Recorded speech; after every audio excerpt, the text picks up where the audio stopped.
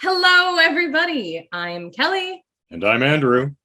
And this is Movie Mandates. This is the show where my brother and I force each other to watch movies according to a monthly theme. This is October, and this month's theme is /Happy Halloween. Last time, brother made me watch The Hills Run Red, and this time I've made my brother, just the one, just him, sure? watch Child's Leave Play. my clones out of this. That's right. So I got this brother to watch Child's Play, but not the remake from 2019. No, the James Mason, Robert Preston, Beau Bridges thriller from 1972. No, not that one either. No? Oh, the sci-fi film from the 50s? No, Andrew. /Happy Halloween. Oh, so the that early 90s German film. No. The coming-of-age short from 2013? Okay, yeah, you can use IMDb. That you've made that very clear. Pretty good. The season 2 episode from G1 Transformers. Honestly, I don't think you even needed to look that one up. The early 80s television game show, which subsequently made its way to British and Australian audiences. Oh my God, ass.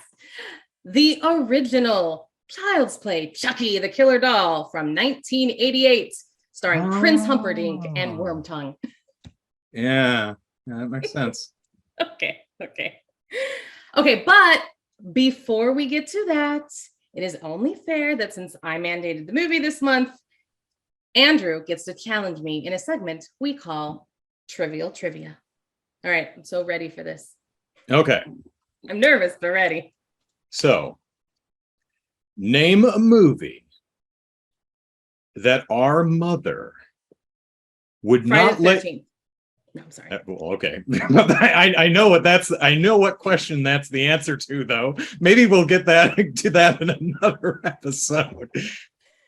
It's about Kevin Bacon's butt. That it is. Okay. Please continue. Name a movie that Mom wouldn't let you watch, at least not the whole thing, when you were young, and why? Okay, I have the perfect answer to this. It is the Rocky Horror Picture Show. That one went for both of us. Yes. So when we watched it as kids, let me tell you, the story it went a little different. So we would watch the beginning, and where the car breaks down, and then they sing "There's a Light," and we meet Riff Raff, and then they do the time warp, and then Frank comes down in the elevator, and he sings, and he walks up the aisle, and then he turns around to take off his cape. Gorgeous cape, mm-hmm. And Mom would pause it, and brother and I would go around the wall, the side, and then that's Mom would right. let We'd us have to listen go stand to it. out in the hallway. Right. Yes, we got to listen to that song. That was before she figured out she could just turn off the image and leave the sound going. Right. Yeah. But yeah, I forgot about that part where go into the hallway and you can listen to the music from there. And you can listen to the music because, again, at this age, and let me tell you, having children gives me a great respect for how stupid children are. Because you would think, like, okay, so she let you go into the hallway and the man is singing about being a sweet transvestite. But the thing is that kids don't from transsexual Transylvania. And the thing is, we didn't know what that meant. I want to watch Rocky Horror. I know, it's so good. We'll mandate that later. No, but the point is when you don't understand word, because I'll talk to my kids all day, and I don't dumb down language for them. And it is something that my other is constantly, he'll look at me and he's like, they still don't understand you. I'm like, well, then why don't they tell me that they don't understand me? And it's because if you say something they don't know, it doesn't even go in. Like, it's that amazing. Wouldn't even think to ask. What's that? Wouldn't even think to ask. I'll just pretend I know it. Yeah. Exactly. So to me, it's just I'm smart. Fancy word. And so she wouldn't let us watch it. And the reason she wouldn't let us watch that was because at that point in time, in the in the mid 80s, when we were watching it, mid to late 80s, probably it would have been the latter half of the 80s at least. It was 8, 9, not somewhere in there.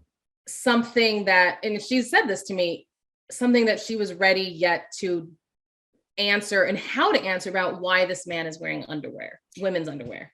To Mom's credit, whatever you may think of her decision, but to her credit, she never did she always explained why. She told us why she was turning the picture off. Yeah.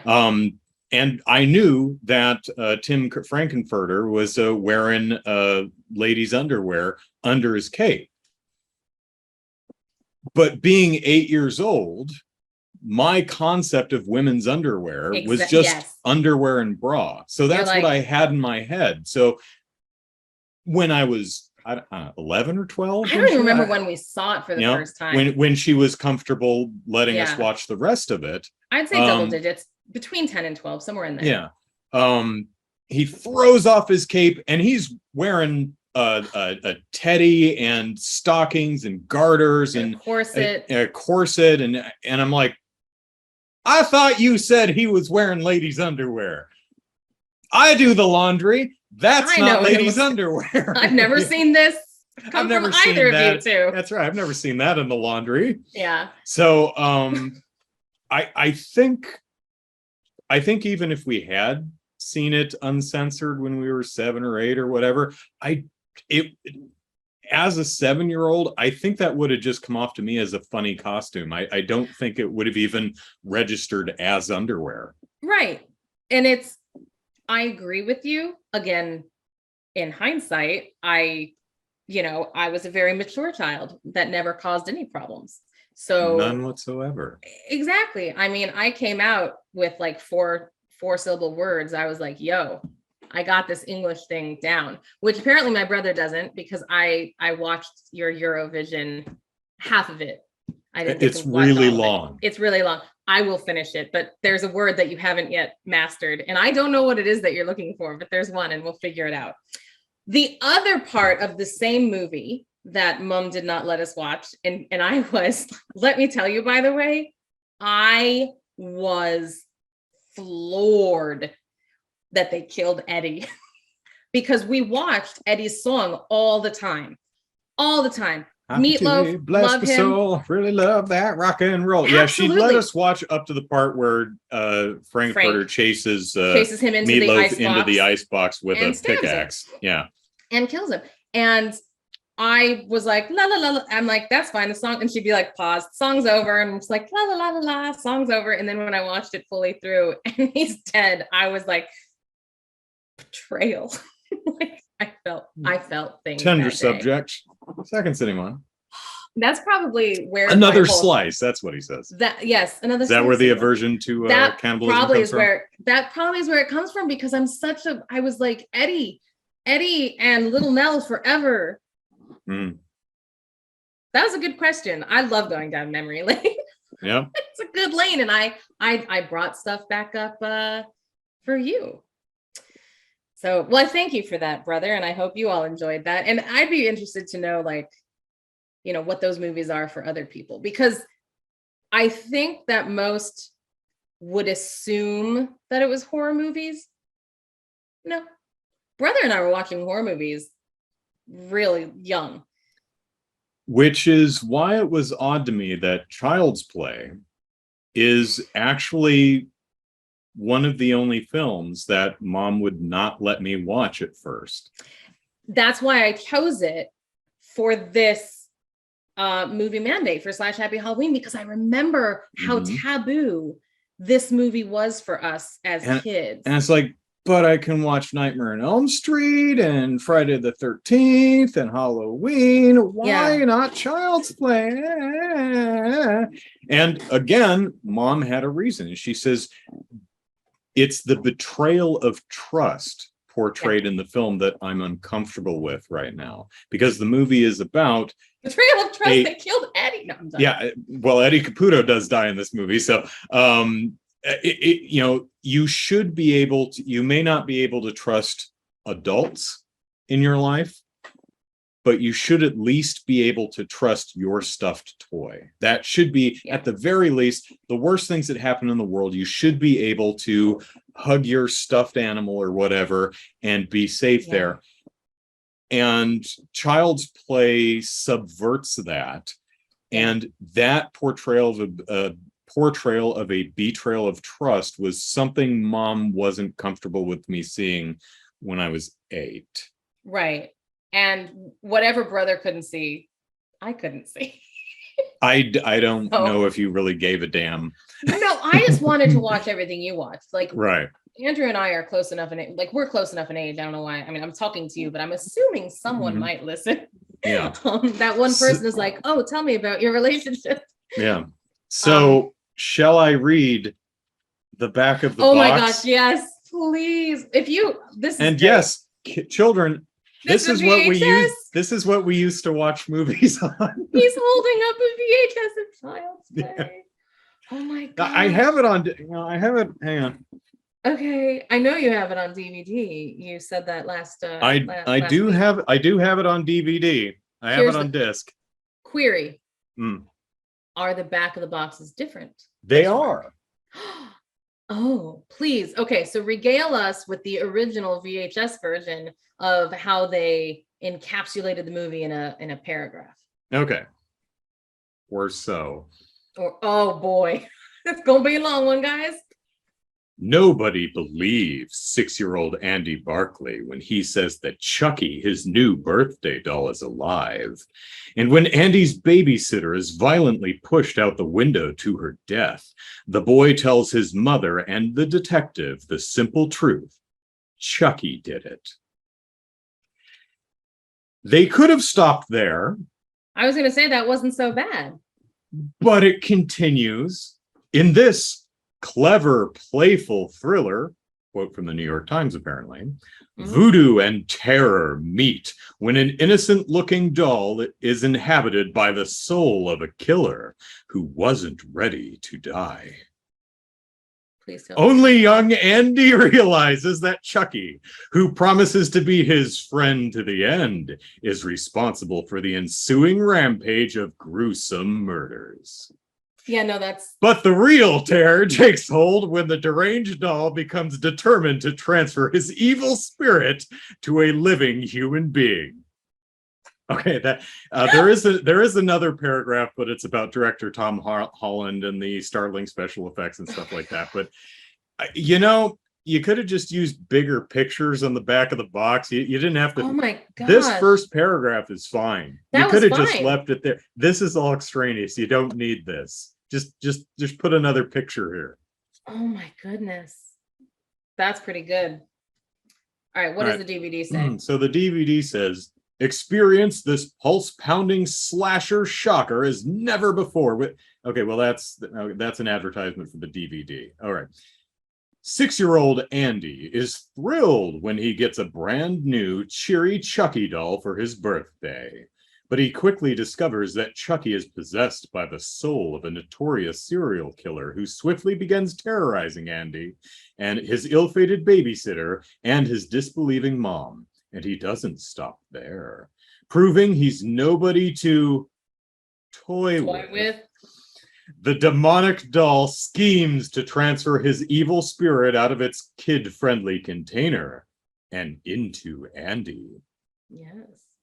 For reasons. Could have cut a sentence out of there, but yeah, that's one paragraph. That's really all you need. That's crazy. So already from these descriptions, I have so much to discuss in the movie, but so let's start talking about the movie beat by beat, moment by moment, and the fact that I full on forgot that Chris Sarandon was in it, and then I was like, oh, Chris. Okay. Cards on the table, and then an opening question, which is very important to me. Cards on the table. Child's Play is one of my favorite franchises. I love the original and I love the entire series. So my review is glowing. I really like this movie. I can criticize it. There's some things that I'll critique as we go through it, but overall, I really like the movie. I like the character, Chucky, and I like, the characters in the movie for the most part. And I love the franchise as a whole. So just putting that out there. Yes. Now, my question is, Chris Sarandon. Yes. is he sexy? Because it depends on the movie, and it depends on the person you're talking about. Because I know a bunch of people are like, oh baby, 1985 Fright Night.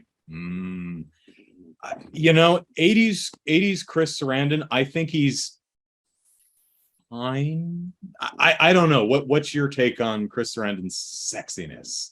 So he is smarmy. He's smarmy. But here's the thing.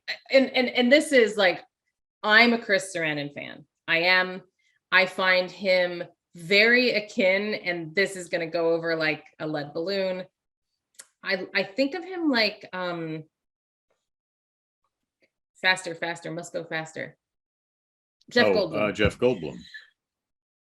In that he's tall and he's got a presence, and he's commanding, and you want to take interest in him, but he has kind of a weird appeal.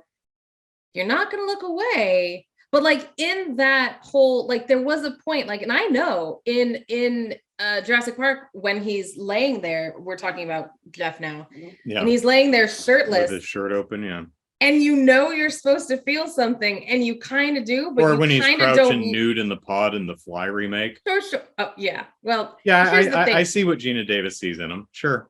I don't think many people look good crouching though. It's not an attractive angle. But anyways, the point is that like that you feel something, but you kind of hate yourself for feeling something.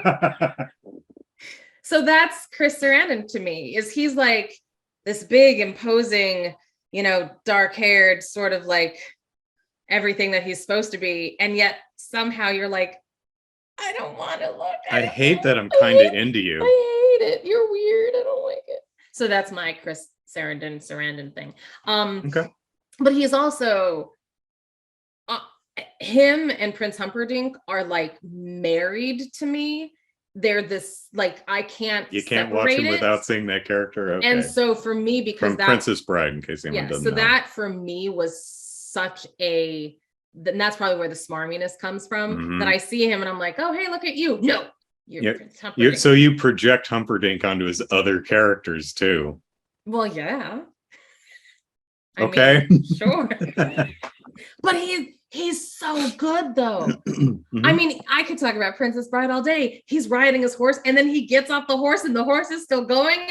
And like, if that doesn't make anyone who's interested in that gender of human go, then I don't know what is going to make you go. So anyways, Chris Sarandon, useless in this movie, but I'm so happy he's there. Okay. I love this movie. So let's get that out of the way. I love this movie, and I think that it is so 80s.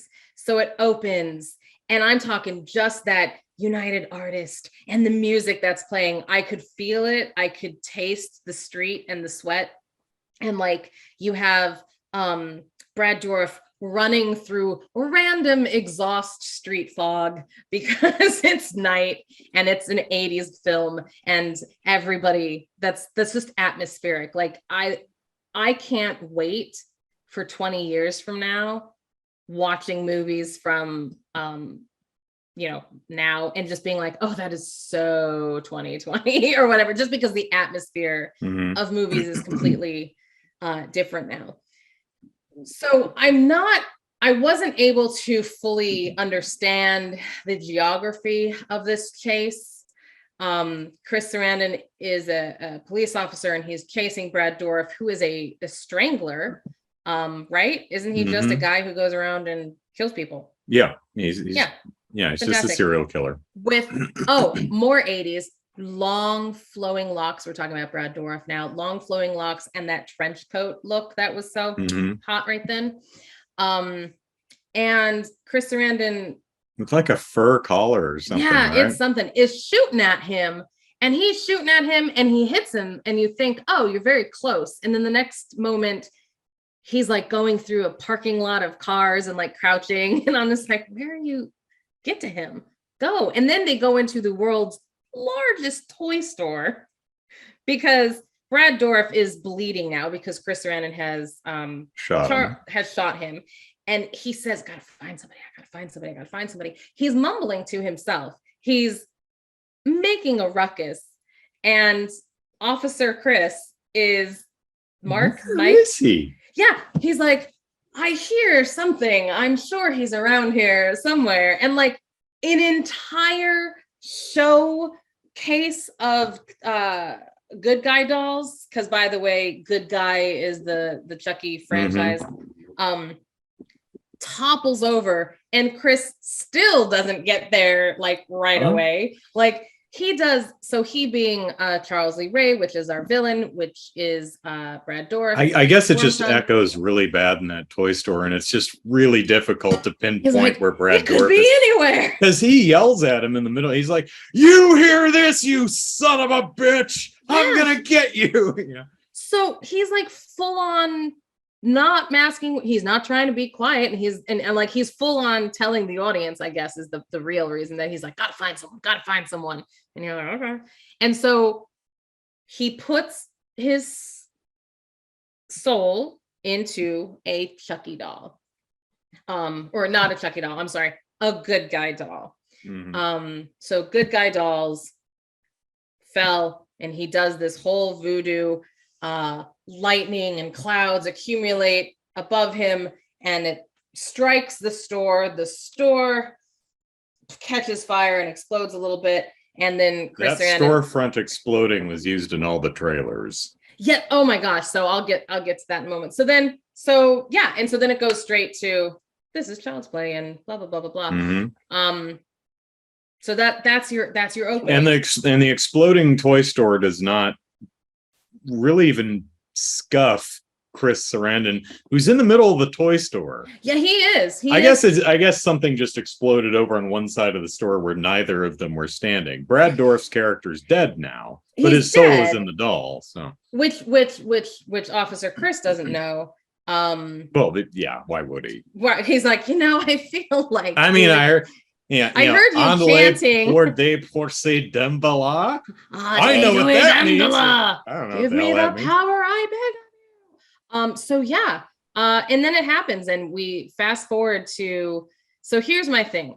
I'm gonna look at my notes now. I know the order of the movie, but one thing I want to say about this movie is it is extraordinarily snappily paced. There is no fat on this movie. No, it comes in at under 90 minutes, and honestly, we'll get to these scenes, but I feel like there are a couple of moments where I think they were like probably contractually obligated by MGM or someone to get it under 90 minutes, because there are a few scenes where it feels like there's a longer version of that scene, and it was just cut just to get moving. But yeah, this movie, there's no downtime in this movie. It moves. I wrote, I can't find it here on my notes, but I wrote a note to myself about I feel like nothing is communicated. Here it is. It says nothing is communicated, but everything is talked about. And what I mean by that is that, and we're about to get there, y'all. We're gonna go through, but it just seems as if we'll wait till we get there so I don't jump around. But nothing is communicated, but everything is talked about. I'll tell you what that means. So we are now in an apartment, and a little boy wearing cute little pajamas is making his mother breakfast in bed, and he's watching his Saturday morning. It's not Saturday because she goes to work, but you can work on a Saturday. But he's watching his morning cartoons, and it's his birthday, and he has birthday presents in the corner that he's eyeballing, and he makes his mother the grossest breakfast. Like he burns the toast, and he puts like an entire spatula full of butter. That's not his fault. The toast didn't pop up. That's a bad toaster. That's true. That's a terrible toaster. I'm blaming that one on the toaster. Needs a new toaster. And he brings his mother breakfast in bed, and he's all excited, and she's like, "Oh my God, child, it's 6:30 a.m." And he puts so much sugar in the thing, and he's slopping milk all over. And I'm watching this, and I'm thinking to myself, I want to say that wouldn't happen. if I had the youngest. I've made make mom me- breakfast in bed before, and I was better than that. Yes, but I distinctly remember putting bologna in. I made mom breakfast of Raisin Bran, milk, and bologna. Okay, well, to be fair, all my memories of making anyone breakfast in bed I was definitely older than 6. So if I Sure. made breakfast in bed when I was 6, maybe it turned out like this and I just don't remember. And that's the thing, because I'm like, part of it is the dexterity, like pouring that milk. I don't let my 9-year-old pour her milk. And she's always like, I can pour it. And I'm like, not until the gallon or the gallon is under half, because I'm not letting you lift You'll just that. slop that all over the It counter will just now. be everywhere. Yeah. I don't not believe in you, But I don't believe in you. So anyways, so here's the thing that I find very funny. So she gets up because, it's her Because he son's jumps birthday. on her. He jumps on her, and she asks him how old he is. And no one answers this question until nearly the end of the movie. That's right. She's, how old are you? And then it cuts directly to, happy birthday. I'm like, I bet this scene was longer. I bet they just, nope, cut, go. So I was like, because she gives him little tummy raspberries. Tummy gummies, I think she calls whatever she called them. And so she goes 1, and she goes, how old are you? And then she's like, oh, my baby. And I'm like, how many did she do? Like, she only does, we only see 2. I agree that we didn't need to see all 6.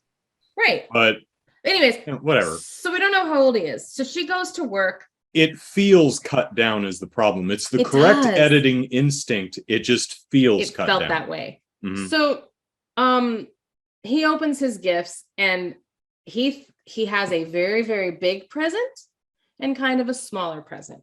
And he tells his mother that he wants to open the very big present first. And she's like, are you sure? And it's jeans. And all I can think to myself is, why are you putting jeans in a box that could fit a child? Yeah, I mean, I'm sure there's more than guy doll. I'm sure there's more than just the one pair of jeans in there. I'm sure there's a bunch of clothes that she probably picked up at the Salvation Army, because she's like holding it up. Hey, I think these will work. I just need to take them up a couple of inches.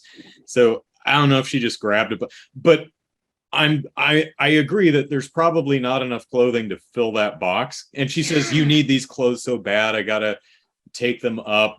But yeah, so she's definitely punking her kid with that damn box. Yeah, that was one of those boxes. That was a dick move, Karen.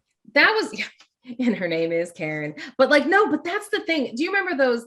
There was that at a certain time that you'd put the box inside a box, inside a box, inside a box, and you'd wrap it under the tree, and it was really just a keychain, but it came in a box this big. That was being rude in one way, and this was being rude in another. So he was like, oh, I wanted a Chucky doll. And she was like, oh, I couldn't afford it. And let me tell you, apparently the doll is $100 in '88. And I'm like, I hear you, woman, because holy crap, that doll nowadays, that's 100%. That doll is $100.88. So whatever that inflates to today, absolutely, that's how expensive that doll is. So I understand, because at first I'm like $100. I'm like, oh, I'm thinking of it in 2020s. So she's at work, and her asshole boss comes over and is like, yeah, so I'm gonna need you to stay tonight. Treats her like crap. Very Lumbergh from Office Space. Only less smarmy. He has such a hittable face, this man who is her boss. It's great casting. It is really good casting. And her friend Maggie, whom she works with, her friend Maggie says, you know what, I'll take care of Andy tonight, because you have to work, and it's Andy's birthday, blah, blah, blah, blah. But during this moment, these ladies are at a department store wherever she works. Yeah, it's a department store. She works the jewelry counter. Maggie works in shoes, I think. Yes, you're right. Maggie works in shoes. So out back, in the alley behind the store, there's a peddler man who has a good guy doll, and he's going to sell it to you. So Karen becomes mom of the year because she finds a peddler with a good guy doll, and she gets it for $30. Normally it's 100. Yeah. and she got it for 30. And I'm like, still a lot of money, but good. It's good probably on you, like $99.99 or could be $89.99. She says, you know, that doll's like $100. You know, we don't know exactly what the retail price is. I don't remember it being displayed in the store, but yeah. So but she goes, yeah, please continue. Here's an interesting observation. So the movie has made it very clear that she's a single mom. Yes. And she's struggling to make ends meet. Yes. You know, she's clearly buying him hand-me-down clothes that she has to take in. He needs these clothes so badly. She didn't know about the good guy doll in time to save up for it. Yes. So she, you know, buys it from a peddler for $30 in the loading dock behind the store. She doesn't have the luxury of telling her boss to go piss up a flagpole because I can't work tonight. It's my son's birthday. Because she needs this job, yeah. Okay. However, and this is a movie problem, not a child's play problem. You see this all the time. I'm thinking, well, Karen Barkley, maybe it would help if you didn't live in a 3,000 square foot corner apartment. Yeah, well, yeah. Now that's a movie set. It's big because they needed to build this sucker up off the floor so that they could operate the Chucky puppet and have a bunch of characters running around. I get that. Yeah. But also, this is what do you think I'm about right at 2,500, 3,000 square foot corner apartment? It is huge. That's the corner apartment too. Yes, it is. Yes. What are those that cutout window seating area called? The bay window. Bay window. Yeah. Mm-hmm. But maybe now it's clear that the dad died at some point and maybe he didn't leave him anything, and that's just where they lived, and now money's tight and she couldn't find anything else. Maybe that's the case. They're stuck. She's looking for a new place but can't find anything. I don't know. Yeah. But it does come up. You see this in movies all the time where characters are where they tell you that and show that the character is financially insecure, but they live in this humongous place. I'm like, that is decorated by like a curator, by the way. It's you know, it looks. I mean, in my background here, none of this matches.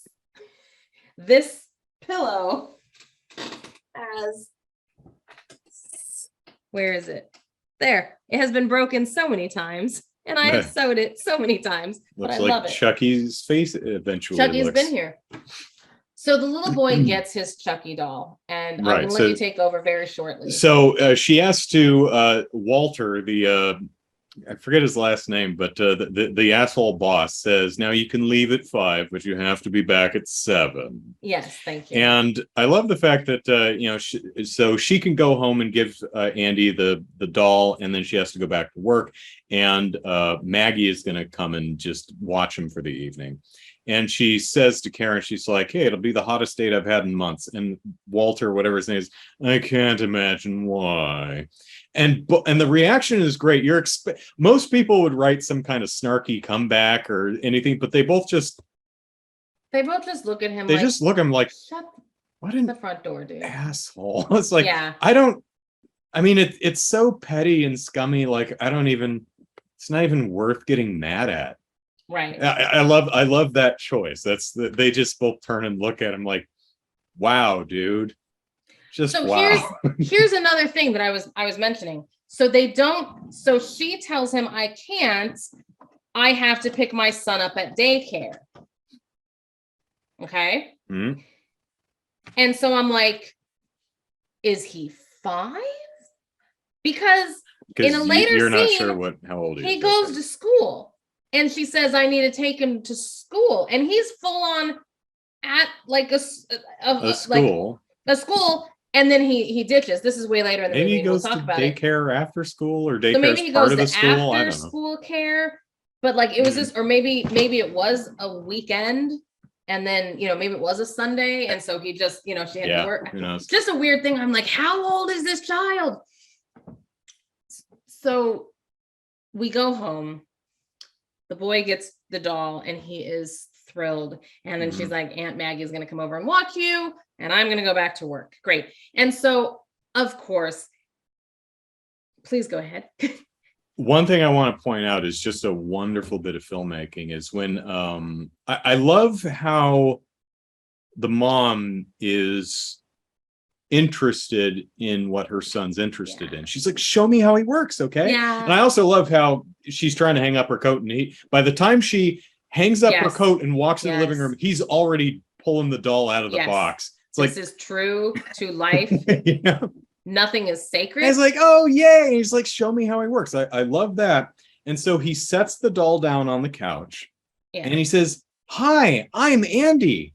And the doll looks at him and says, hi, I'm Chucky, and I'm your friend at the end. Heidi ho, ha ha. Like, wow, that's so cool.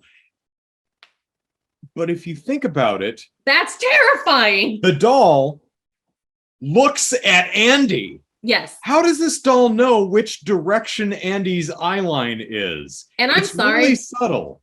But there's no... And neither of the characters catch on to that. Yeah, I saw that and I was like, that's terrible. Especially the fact that he's voice activated, apparently, because there's no pull string, there's no punching him in the gut. Oh, and P.S. for those of you who haven't seen this movie, the doll. This is a large doll.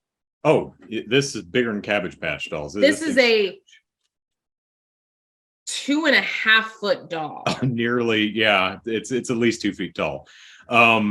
It's almost as big as Andy is. Yeah, Andy carries it around, and so it's nearly as big as a 6-year-old. Yeah, it's a big doll, mainly because it's an animatronic that they have to be able to move around. Also, that has to be somewhat of a threat to people. You know, and if it was a 6-inch action figure, if it was Barbie, yeah, not much is gonna happen. Movies. But you see how the doll works in the commercial that he's watching at the very beginning of the movie, and the guy in the good guy mascot costume is standing next to the doll that's in there. And he goes, hi, and the doll goes, hi, I'm Georgie, and I'm your friend, and it just, its head is moving a little bit and its eyes are but it doesn't like look at the doll at the guy who addressed him. Right. So it's one of those hint. Well, I mean, another thing I like about this movie is we get to full on Chucky at like 20 minutes into the film. They're not hiding this thing. They know why you're here. They know know what the premise of the film is. There's no, is Andy crazy or is the doll really? We know the doll's possessed. It's possessed by the guy at the beginning of the movie. That's the thing that I find. The movie does not waste your time on this. No, it doesn't. So it's now night, and Andy's been playing with his doll with the tool good set. Guy tool set that his mom, the toy that mom bought for him first. Yeah, it was a good guy tool set, and he's like, I want a good guy doll to go with it. So he's playing with his toys and he's talking to Chucky, but you don't hear Chucky's voice. But like Andy obviously hears Chucky, which is very interesting to me because no one else hears him yet. And me being me, I think to myself, how is he hearing him? Like, what does he have the shining? Like, He's just talking to him.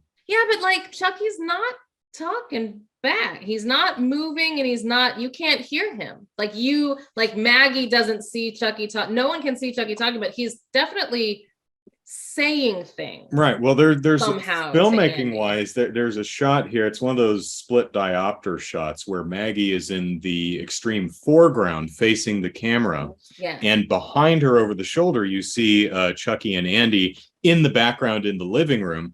And Andy gets up to go brush his teeth or something. And then he stops and he turns around and he looks at Chucky and he walks over to him and he's, puts his ear by his face. And you're right, the doll isn't animated at this point, but it's far enough away where you can think, okay, yeah, he's talking, he's just not moving. And he's far enough away in the background that Maggie wouldn't hear because him. At this point, I think you learn later in the film with poor man Tony Todd, that poor man's Tony Todd, okay. That he is becoming more and more human as his soul is in the doll, which makes me believe that at this time, the doll is still part of a doll and he hasn't fully encapsulated himself into it yet, which is why at this point he is still doing the Heidi ho, ha ha. Yeah, he might have very limited movement. He might not be fully fully in control yet, although he does kill someone in about 10 minutes. And sprints throughout the house. So yeah. And so this is what is so exciting. So first off, Aunt Maggie, after Maggie's death, I'm gonna let you take over for a bit. Aunt Maggie takes Andy to bed, and Andy's like, don't forget Chucky. And by the way she treats Chucky is abhorrent. She breaks the doll's arm. She breaks the doll's arm off. You can tell one of the shots that I did. There's a break in the sleeve. She pulled the doll's arm right out of it. She pulled it right off. And then later she picks up the doll and she's like, jerking at it. And you're just like, why is she treating the doll that way? Because my children love some of their toys. You don't treat their toys that way. Yeah, you treat toys with respect. Treat them the way that you're not just like, oh. You treat them the way Karen treats them later in the movie when she takes Chucky home. She has him on her hip. She's fully holding him. He's not like shoved, he's not she sets him down into a thing. And that's what I found so funny is I'm like, dude, Aunt Maggie, you gotta she's respect hitting the kids' toys. She's hitting the doll against like a door. And I get the direction and the reason. It's like, oh no, don't do that. He won't like that. Oh no. Yeah, that's the reason they do that. Here's, fast forward. Chucky gets out of the room because little Andy goes to brush his teeth. Chucky gets out of the room. And he gets a little ball peen hammer. He throws it at Miss. It's one of the good guy tool set hammers. Oh, is it? Yeah, is that what that is? It's from his toy set that his mom got him. That tracks. I like that. And it hits her in the head and like makes her delirious, and she falls backwards out this bay window that brother was talking about earlier. And then I was like, she launches out that window. Not only does she launch out the window, it's gorgeous. Oh, it's a great stunt. It is a beautiful stunt. So they watch her from the inside of the apartment go out the bay window. Also in the trailer. And then it cuts to her falling, and that beautiful like yellowish mustard coat is like billowing around her as she falls, and they put it in slow motion. And I'm like, I have seen this clip in so many, like, I don't think I ever realized it was from Child's Play. There are some beautiful shots in this movie. This is a lot of movie from '88, and there are some great iconic shots, and that's one of them. It was beautiful. I'd say that the editing was a bit too forceful in places. Getting the movie under, because I think it's like 89 minutes. It feels like 88 minutes. Okay, it feels like I looked. Okay, it feels some scenes feel like they just chopped the middle out of them, and we're coming up on one that definitely is missing some stuff. Yes. And some of the dialogue is not the best. It comes off as a little stilted. Even the character actors, they can't really do much with it. No. It's not the most well written, but there is some genuinely really good cinematography in this movie. There's for example, there's a point of view shot where Chucky, right before Maggie goes out the window, there's the POV shot where Chucky is racing through the hallway, and he peeks around the corner, and he sees Maggie sitting there who's watching TV while reading a book, a precursor to people who browse Twitter while watching movies or something. And then so it's looking, and it goes, and then it zooms in through the kitchen, and then it cuts to the other side of Maggie, and you see the shadow zoom past, which was also in the trailer, and she goes like that. Really good editing, really smartly put together. I don't believe that they really had to bend over backwards to get her out that window, but she basically had to bend over backwards to get out. I mean, she has to. I'm falling. There was a lot of falling backwards. It was like a 6 foot, like falling backwards. Okay. Realistically, she would have bounced off the pane. 100%. Like single pane or not, you're not. I mean, because she goes through the glass and the wooden cross bit. And, I mean, she straight out the window, but it's a wonderful stunt. It looks great. It's shot wonderfully. The the scream that's ADR'd is haunting and wonderful. It's really good. It's a great fall onto, because in a movie, if you fall from a high place, you're landing on a parked vehicle. Absolutely. Because it's a lot easier to pad a vehicle than it is to convincingly pad pavement or concrete, because that's obviously fake because it bounces. Sure. Someone lands on a car, it collapses under them, the windows explode, it looks great. That's why people always land on cars. But little insights to the movies, y'all. Anyway, so Karen comes home. Yep. Or wait, am I taking it from here? Yep. Okay, so Karen comes home to the police hanging out in her apartment. Some of them are just sitting on there's one guy sitting on the couch reading the paper. And she's running through going, Andy. She finds him. Everyone's just kind of like looking at this hysterical woman. No one stops her from breaking the police line. No one stops her from going to the building. No one seems really concerned about this panicked woman running through. It's like, huh. They're like, hey, there's a 9 across. Is it? Yeah. So she gets his daily Wordle. I guess. So she gets into the bedroom. She finds Andy and Chris Sarandon and Detective Mike Norris, I think his name is. Yeah. Hugs. And so he tells her, okay, Maggie took a gainer out the window. You would think it's an accident, but there's these weird footprints. There was a thing of flour or sugar spilled on the countertop, and there's these really small footprints.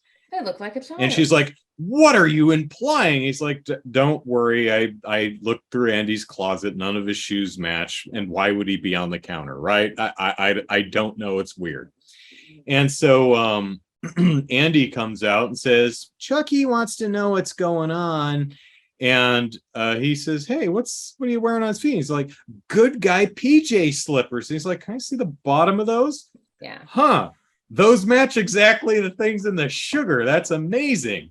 And mom says, go to bed. And she says, I don't care what's going on. If Andy says he doesn't know how those footprints got on the counter, then he doesn't know. I'm like, nobody asked him that. Yeah, that's what were there a few lines cut from the scene? I bet there's an extended version of the scene where he does that. Because then later, when Andy goes back into his room and he sets Chucky in the chair and he talks to Chucky, he notices the sugars on the bottom of Chucky's shoes. So and he runs out and he says, I know who was on the counter. It was Chucky. They never but told no one him broaches why it with them. Yeah. See, hence nothing is communicated, but everything is talked about late. Like everyone knows. Yep. I'm willing to bet that this scene was longer and included dialogue where Detective Norris actually talked to him about this, and it was just cut out of the movie when they were trying to get it and under this 90 happens minutes. Throughout Several the movie times, is that everybody has information that you never saw them get. Like within the same scene. Like it's not like days later. And I'm kind of surprised they don't do the thing where they like shoot someone from the back and just ADR some line of dialogue in. Anything. Or have had him. I don't think it hurts the movie much though. It sticks out and you're like, wait, but he never asked. Whatever. Yeah, it's fine. Most of it for me anyway comes off as whatever. There's only please continue. So Karen sends Detective Norris packing, and let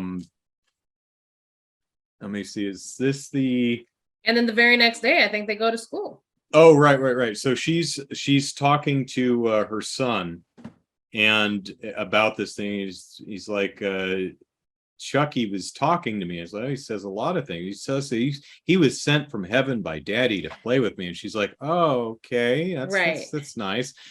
It's nice that you're handling this in a way a 6-year-old might. It's understandable, sure. What else has he been saying? He says Aunt Maggie's a real bitch and got what she deserved. And he's like, what the hell, little boy? He's like, I didn't see that. Chucky did. Yeah. And so she puts him to bed and she walks out of the room and she's listening through the door and she hears Andy say, I told you she wouldn't believe me. And Chucky looks towards the door and sees her silhouette and he's like, hi, I like to be hugged. And Karen's like, okay, it's just a doll. My son is losing his shit, and walks away. And it's like, that's they do a really nice job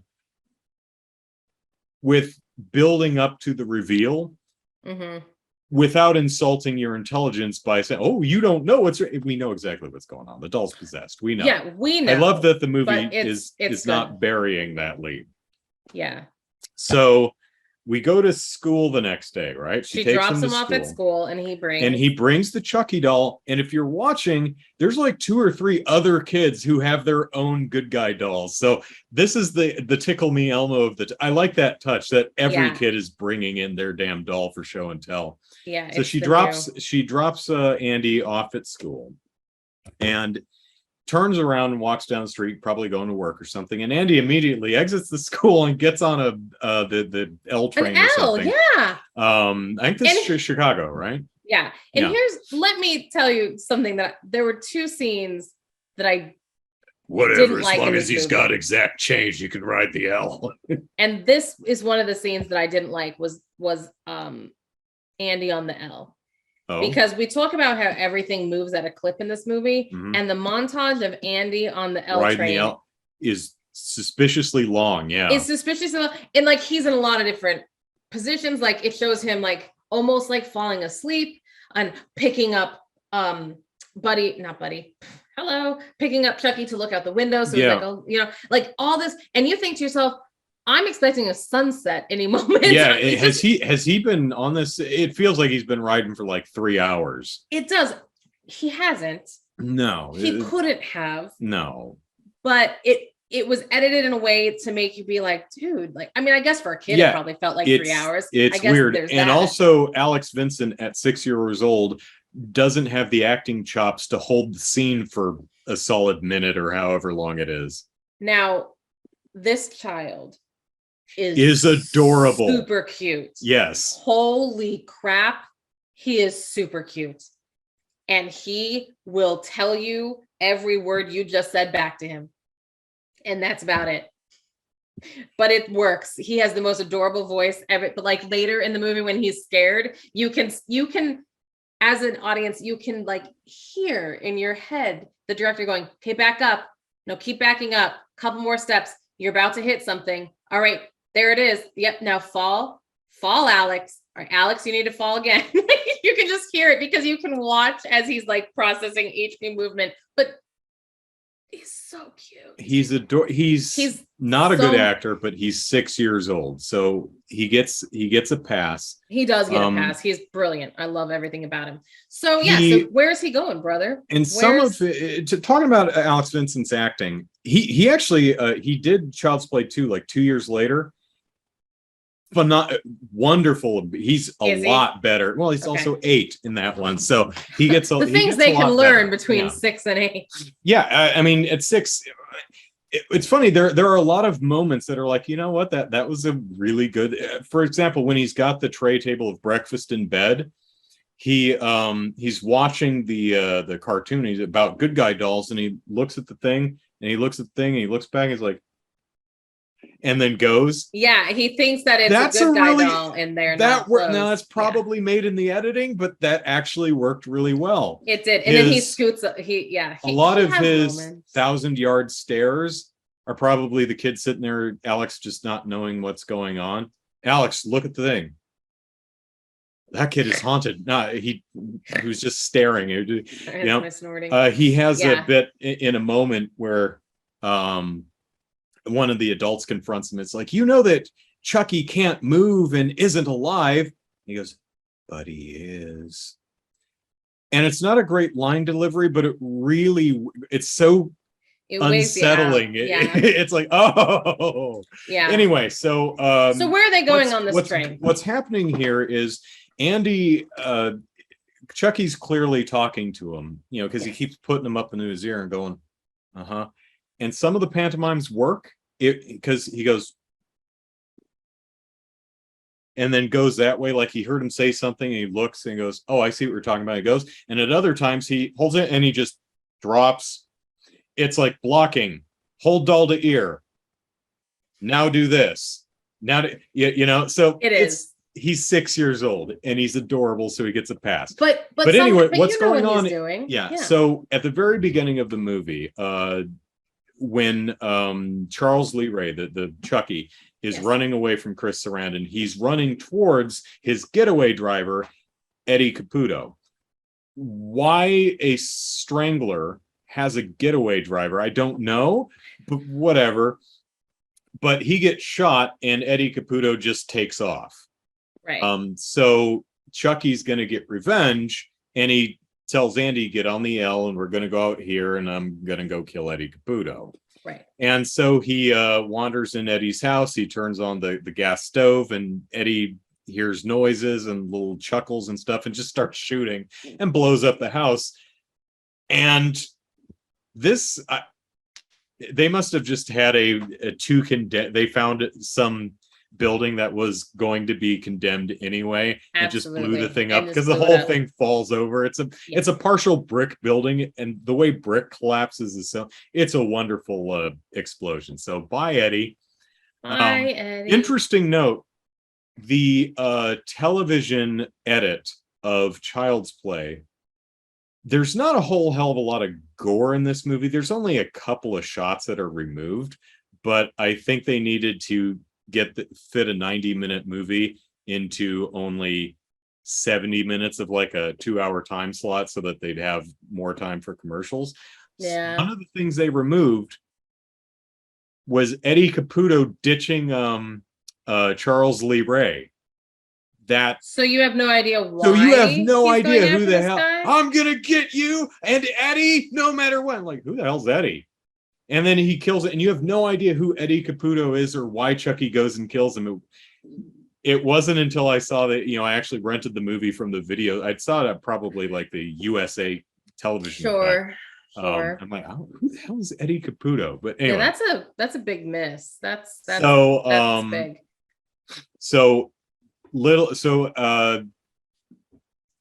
They're in the police station. Detective Norris picks up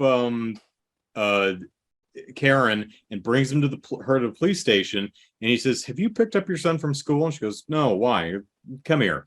They picked up Andy because he's wandering around South End Chicago or somewhere, and he's like, what happened? It's like, well, Chucky told me that I should take him out because he was mad at Eddie and blah blah. He's just telling him what's going on.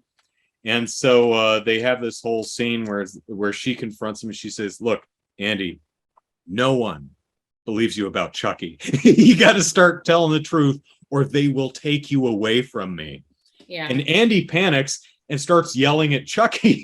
It's like, he's talk, like, you son of a bitch, and starts punching him in the gut. It's so sad because he's so like, I'm not a bad kid and I'm not doing anything wrong. And he's just like, but is this when you hear Andy say, he said he'd kill me if I ever told anyone? Yeah, he says, because now he's afraid because so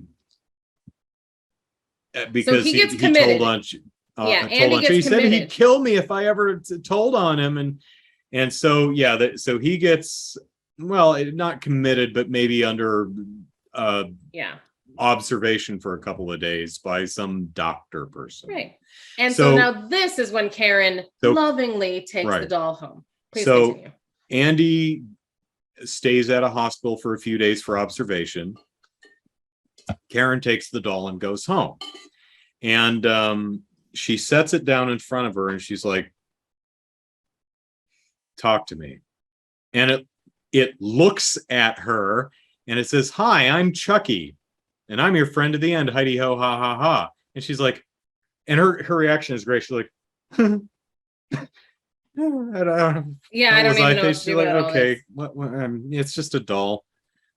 She's still not grok on the fact that it goes, hi. It's looking at her. Yeah. And it shouldn't be able to know how to adjust its eye line. So she goes and she starts cleaning up and she sees the old good guy box that Chucky came in. She grabs it and she's taking it to the trash or the recycle bin or whatever. The batteries fall out of the bottom. And she's like, and they're big D cells too. And she's like, huge batteries. And she looks at the box and it says batteries included. And she's like, and she looks at Chucky who's still sitting there. And she's like, and like, is there an extra set of batteries in that thing? And as an audience member, I'm sitting there going, she's like, could you imagine like putting yourself in that situation? Like the batteries fall out and you're kind of like, especially since the idea has already been, your son has been going on and on about how the doll's alive and talking to him. It's like, wait a minute, it doesn't have batteries. So she goes and she picks up Chucky at arm's length, turns him around, pulls the back of his overalls aside, and opens up his battery compartment. And this was in the trailer too. And it's empty. And his head immediately, Linda Blair's 180 degrees. He goes, "Hi, I'm Chucky. Want to play?" And she goes, "Ah!" And drops it on the floor and it rolls under the couch. Okay, Chucky does a lot of rolling, and I have a feeling it's because it's how a doll can easily move across the room. He just roll, because Chucky rolls real well throughout the rest of the movie. Now that the cat's out, you got to remember that this is before CGI, so they couldn't do a CG Chucky, which they've rarely done, and they can't do like erasing the sticks and stuff moving the character, so they have to do the whole build the set 4 feet off the floor and have cutouts for people on the other side of Chucky from the perspective of the camera. And then every now and then you can see when it's an actual person. Every now and then use it. I think we haven't really gotten to one of the shots, but no, there are several shots in the movie where it's a dude in a costume on an oversized set. Yeah. And it's, I think this is the only movie they actually do that. And it's, for the most part, edited extraordinarily well, that it really sells. Anyway, it's pretty good. So Chucky's under the couch. The batteries, yes. She slowly, suspensefully kneels down, pulls up the corner, the dust floppy thing on the edge, the dust ruffle of the couch? Dust ruffle, whatever it's called. Yeah. Pulls it up, and the camera's under the couch looking out, so you just get this corner of light that opens up with her face in there. That was also in the trailer. And you're like, oh God, is he going to jump out and grab her in the face? No. And no, he's just, and he's not even missing like you might expect. He's just laying there, and she taps at him and then pulls him out. It's like, talk, and he's just a doll. And so she threatens to throw him in the fireplace. So she has a gas fireplace. She turns it on. She said, "Talk, goddammit, or I'll throw you in the fire." He goes, "I'll teach you to F with me, you stupid bitch," and starts biting at her and smacking at her. And he full on bites her. Like, oh yeah, he like crunches her arm, takes a chunk out of her forearm. And she throws him across the room, and he gets up and then runs at her, and she's like, "Oh!" And then he runs out the front door, and she's like, "Oh wait, this is a 2-foot doll," and she runs after him, but he's on the elevator and he runs out into the night. Yes. So he's now gone. So Chucky's loose. So Chucky's now loose, and she runs to Mr. Detective Mike, right? Isn't this what comes next? So she finds Mike, and she says, my Andy, he was telling the truth. He's alive. And here's the soap opera moment of the entire thing. Yes. Thank you. Is that he is alive, and it's this guy, and she's giving all this information of what all just happened. And in my head, I'm like, show him the bite mark, and and then tell him that it's Charles Lee Ray, because Andy in the past has already said, by the way, my doll's real name is Charles Lee Ray. This is something that she told him at the beginning, that his name was Charles Lee Ray. I'm wondering if that name means anything to her at that point. So either way, though, she's telling Officer Mike, Detective Mike, all of this information, and that it's real and that it's true. And he's very dismissive of her, which, to his credits, she's talking about a killer doll. It's a distraught mother. Her son's been taken away from her. I get it. Exactly. Like, I would try to make up stories to get my son out of a hospital, like, type of thing, maybe not. I don't know. Sometimes I want to take a break from him. No. So the point is, so she finally shows him, her arm, and he's like, "Where'd you get that?" And she's like, Chucky bit me. Chucky bit me. And he's like, "Oh my gosh." And I'm just like, well, what do you think happened there? Think she bit herself? Yeah, because it's a real small, it is an obvious bite, but it's also not an adult-sized bite, right? Adult bite. I mean, it's small. It's almost a doll-sized bike. Yeah, I'd say. that feels like the wrong direction for Chris Sarandon's reaction to me. Yeah, it just was weird. He just nothing Also at about this it. point, he's like, and she's like, what do you mean? All right. And then she runs away. And it's like, what? Yeah, he's like, where are you going? going? She says, I'm like, going to go to the peddler who I bought this from to find out stuff about it. Yes. And I feel this is another editing thing where I think there might have been some more in there somewhere, right. And because the transition is really weird. Because she does just decide to be like, all right, I'm going to go. And he's like, you shouldn't go down there at night. It's not safe. And I'm like, how do you know where she works? And I'm sure he probably knows where she works. But... So here's the second montage, which also doesn't work. Neither of the montages worked. The first montage was the train, and that made it feel like it was a 3-hour train ride. The second one works better. Well, but here's why I don't like it. And I'll tell you why. So she tells Detective Chris, Detective Mike, she tells him what she's about to do. I'm going to this place. I'm going to find this peddler. And so she goes, and you see her asking several people, hey, I bought something from this guy, and she's describing the guy, and people are shaking their heads, and she's wearing that quintessential long overcoat with big old pads that make it look 80s. Like she's just a rectangle walking around. And she has that mom haircut, 80s. And so 80s. I actually like a lot of I like her main outfit. I love her outfit. And Maggie's main outfit. I think it's great. I do too. I mean, I do. Again, fan of the movie. Yeah. But so she's walking around. It makes you feel like she's been there for a good amount of time. She's walked probably a far. She's been at this for a few She's been at this for a minute. And then she finally finds the peddler man, and she says, where'd you get that doll? And he's like, what's it to? How much is it? She's like, I'll give you whatever I have. I'll give you this amount of money. It's all I have. And he's like, that's not all you have. And you can see people from the back, like encroaching and coming in on her and you realize, oh, he's like, that's not all you have. You have a whole lot, baby. And you're like, oh, this is a bad situation. This woman just got herself in a very bad situation. And then our hero, Detective Mike Chris, comes in and get your hands off her, you damn dirty ape. I don't think that's what he said. I think he knees him in the groin. But yeah, he saves the day. And I'm like, were you just watching her until this? Like, how did you, like, she's been at it for what were you doing? You knew she was coming here.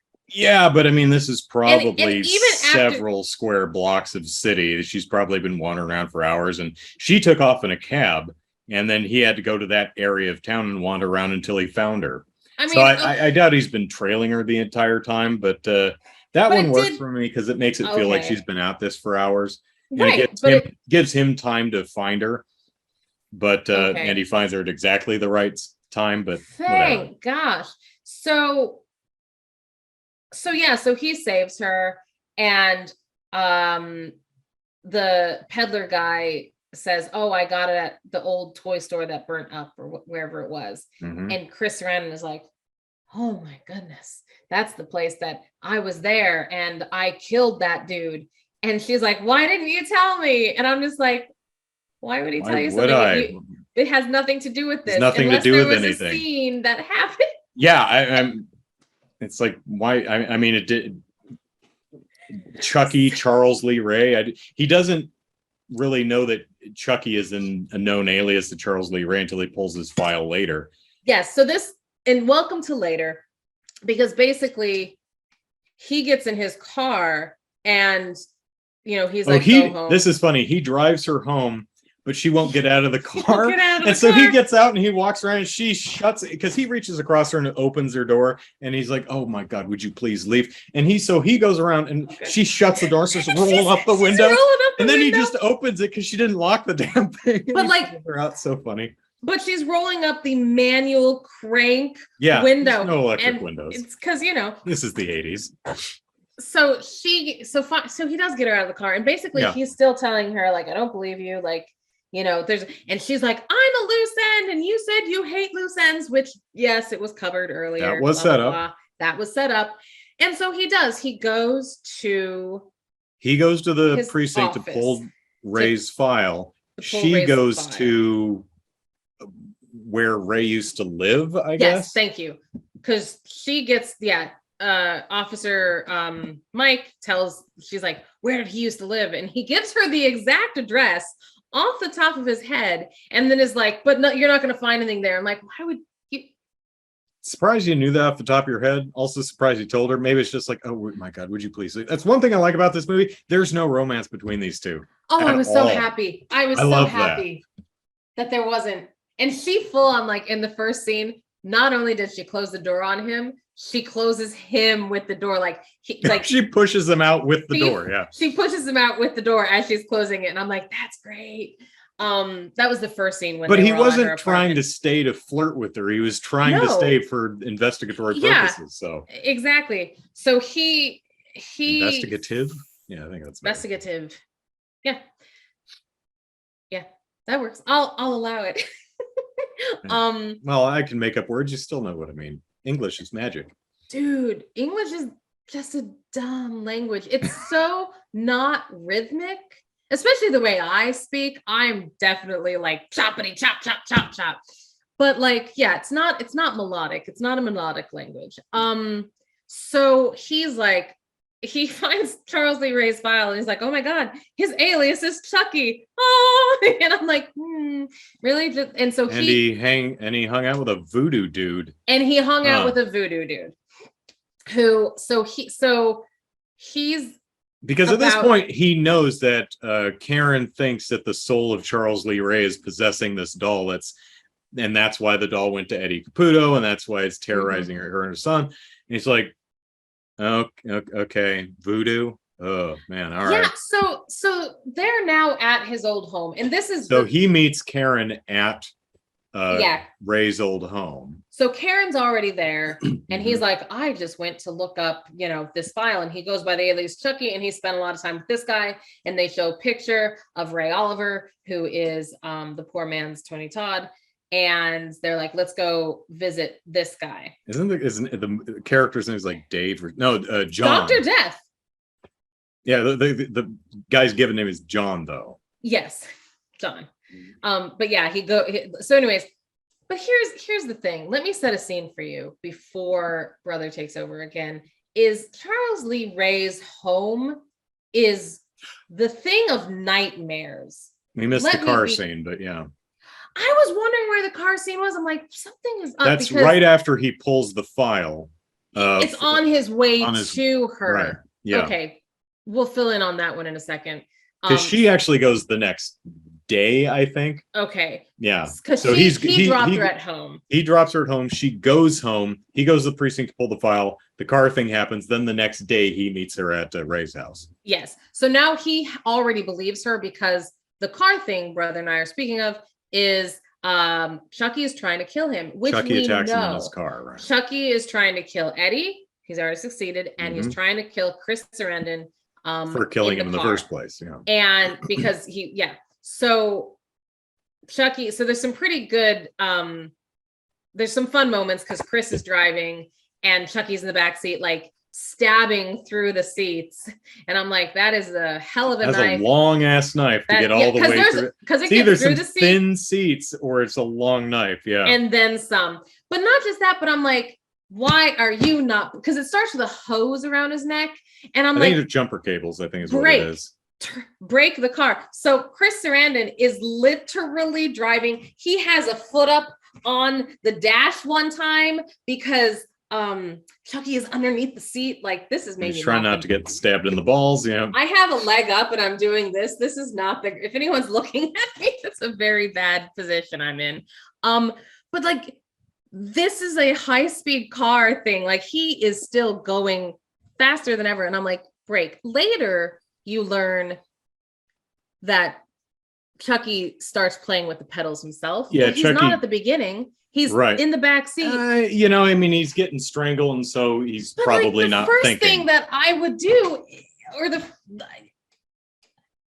I don't know. Literally yesterday, someone just drove into the building right across the street, off the street, across the sidewalk, up the embankment, through a gate, and into the building. That is a steep embankment. It is. And I'm you like, have to want to get up that embankment. And that's the question. It's like, why didn't you hit the brake? Because you're not, because you panic and you're not thinking, and you're trying to brace yourself against the floorboard and you're just hitting the gas, I guess. So, but also the brake pedal, I think, snaps off at some point. Oh, that's true. It does also, at some point. But at the beginning, you think he would have at least. First thing, because to me, if I was being choked, you're probably not thinking clearly when you're being strangled by a doll. But I would take, like, my feet would stop putting pressure anywhere, though. I think that's the thing. I think the idea is he's, right. I wouldn't break. Pushing on the floorboard to. Whoops. Oh, he's pushing on. I just pulled the headphones out. So he's pushing on the floorboard to try and make space. And he's just got his foot on the gas. So he's probably thinking, I just need to push backwards. I'm fine with that. Fine. Why didn't these people in stressful, panicky situation make cool, rational decisions? Well, it's like when you yell at horror movie characters for running the wrong way. It's like they're not thinking; they're just panicking and running. Thinking. So that happens. So now it believes her, and he meets her at the the car flips, and there's a really great sequence where Chucky's taunting him from, so you can hear his little footsteps, and he's dragging his knife on the car. And that Foley nice sound design, of those tiny pitter patters are so good. Yeah, there's something very haunting about the little pitter patter of this doll's feet. Whatever they got, whatever sound effect they used, it's tiny and sharp, and you're like, yeah, that's what my doll running would probably sound like. Like it a really rodent works. Or a particularly large roach happening across a wood floor or something. It's really good. So anyway, Detective Chris shoots Chucky, and Chucky is like, ow, and sits up and runs away. Okay, so we meet up at Charles Lee Ray's house, and he's the House of Nightmares. Which I don't care how evil you are or how into voodoo you are. Like, maybe don't draw a naked version of yourself offering up your fealty to John. Yeah. But like, he also no one needs to see that. His table is like, it literally looked like, what is the opening of A Clockwork Orange, when we're zooming in on Alex in the milk bar, and those tables are white porcelain bodies doing gosh knows what, and there's weird mannequins. Like, this is this man's home. And I'm just like, that's just a little too on the nose. I like giraffes. They are in every corner of this house. There are more giraffes in this house than I can actually count right now. I could try to count, and there's still some in boxes downstairs. And yet you can still look, there's a whole blank wall right here behind me. No giraffes. But if I move right there, there's her. But you didn't see her right away. I don't have a room that looks like a safari. It's just, it's a little too on the nose for me, but that's okay. It was, it's appropriately creepy. It's exactly. It's the serial killer lives here. Yep, yes. I got that from the set design. Yeah, here's where I am. So Detective and Mom go. They're like, all right, we better get to this guy before Chucky does. They do not. They do not. They do not. In fact, Chucky gets there, and this is when he learns. Chucky's like, hey, John, because this is where he learned his voodoo. I got shot. I didn't think anyone could hurt me, and it hurt and bled. So what's going on? And so John says, you're turning human. Yes. He's like, I have to spend the rest of my life in this doll's body. I think not. Now I've got your voodoo doll, and I'm going to break your legs unless you tell me how to reverse this curse. Yes. And he says, well, you got to transfer your soul into the person you first revealed your secret to. He's like, oh, well, that's a 6-year-old boy. Huh.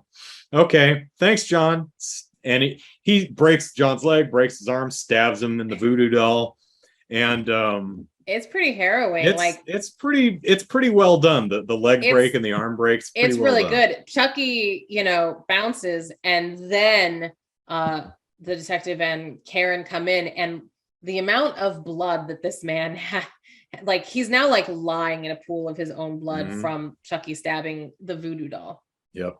And as he lay dying, terrible, terrible death scene, by the way. Not the best. Not the greatest. Some of the dialogue is pretty good. Some of it's not. But like his delivery and his like final like roll back from no. that, I'm dead now. And I'm like, there it is. There's the death. Yeah, it's not the greatest. It's fine. But he tells them. But he says, like, all right, go to the kid. He's going after your boy. You got to stop him. His heart's turning human. Shoot him in the heart. Destroy his heart to kill him. And they're like, okay, now we know what to do. So we know that. So we need to go to the hospital and get Andy before Chucky.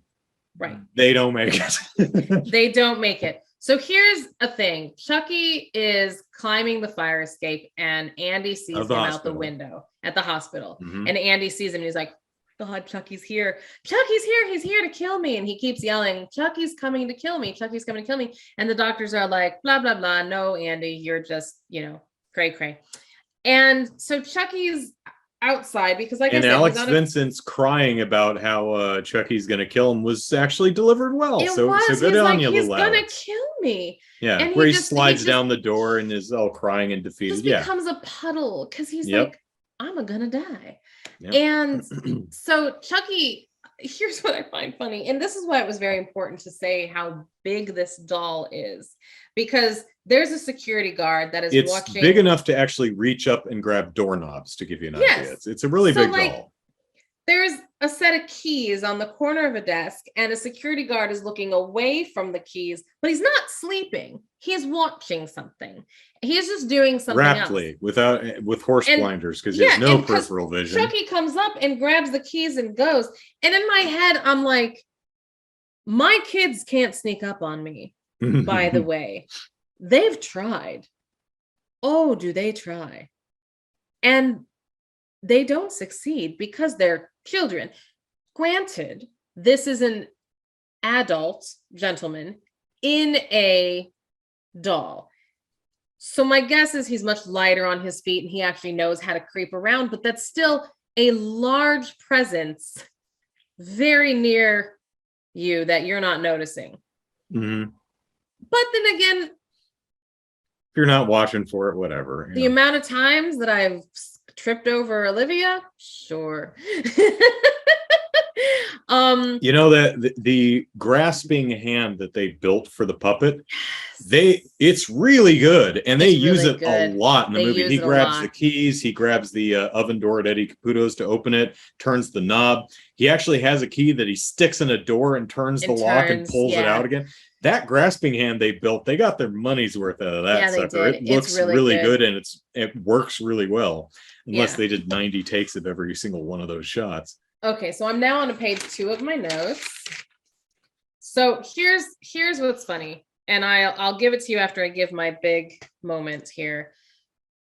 So he gets the keys, he being Charles Lee Ray, aka Chucky Doll, and he goes into Andy's room. Now Andy has piled things on the bed to make it look like he's sleeping in the bed. Yeah, so that he like put some pillows and stuff to make his body shape. So that when Chucky comes in, he looks at this pile in the bed and he thinks to himself, Andy's sleeping, this will be easy. And he goes and he pulls back the covers, and it's just a pile of padding, and Andy, is creeping along the floor to get away from him.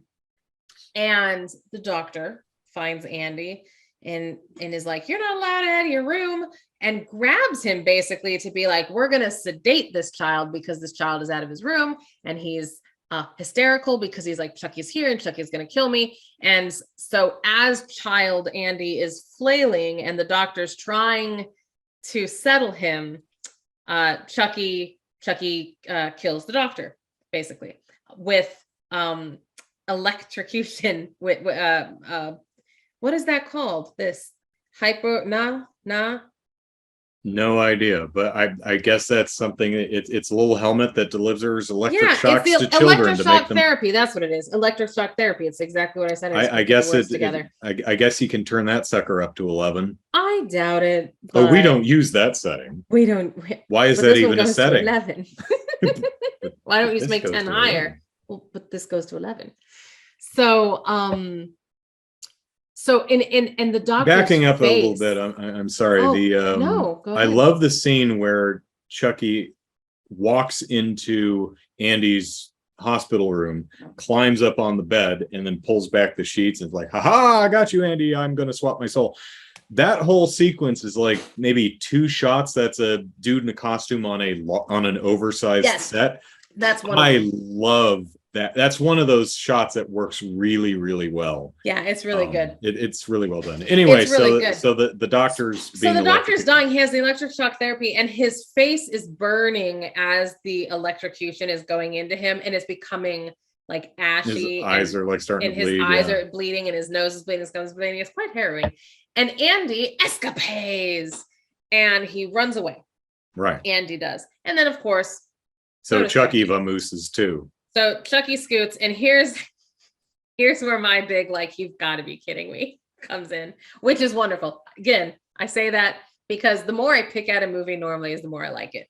Yeah, if these are the small nitpicky little things, that the only things we can come up with, exactly. means the movie's good. Means the movie's good. So again, Karen and Mike just dawdling their asses. We're here. It's like, great, you missed everything. You missed everything. And so Mike says to Karen, where would he go? Where would Andy go? And she says, home. I've always told him if he's in trouble to go home. And I looked at Jeremy and I said, Miles would be dead. Because well, Andy knows the city. But Andy must know. I mean, he took the L's. Well, I mean, but he took the L with Chucky was adult directing supervision. him. Yeah, technically he was chaperoned. So he was technically chaperoned, but like, honestly, I could take Miles to the corner over the corner, the big, and he'd not be able to find his way home. Yeah. And he's 7. And it's around now that we've learned that, by the way, it is now that we have learned that Andy is 6. I actually wrote down when we finally learned that he's 6. Was that when they reveal his age? Yeah. Oh, it's Chucky who reveals his age. I'm going to be a 6-year-old boy again. The first person I told is a 6-year-old boy. Yeah. So that's when. Oh, he's 6. Okay. And so that's when we've learned that Andy is 6. So anyways, that was just my funniest side, that I'm like, so he better have been really close to home, because like a 6-year-old in a big city like that. All right. So how does he even know his address? Yeah. So mom and please continue. I'm sorry. Mom and police, they're like, okay, well, we needed to get to Voodoo John before Chucky. We didn't make it. Right. We needed to get to Andy at the hospital before Chucky. Didn't make it. All right. So now we're gonna go home to Andy and get there before Chucky. Spoilers, they don't make it. They don't make it. No. So Andy goes home and immediately starts barricading the door. Total Home Alone vibes too, by the way. Yeah. Like, and it starts out really weird, because he starts out moving the carpet, and I'm like, what are you doing? And then he starts dragging a piece of furniture. I'm like, oh, you're getting the carpet out of the way so that you can. Oh, okay, smart kid. He's a really smart kid at moments. And then he goes and hides in the closet, and then he gets a baseball bat, and then he actually goes, no, you know what? Fuck this. And he starts stalking through the house with the bat. Meanwhile, Chucky gets there, and he's riding up the elevator, and an elderly couple get in the elevator. So he just sits in the corner in doll mode. And at this point, he's starting to turn human. He's been shot in the chest, so his shirt's all ripped. He's got a cigarette lighter burn on his face because Mike burnt him when he was in the car strangling him.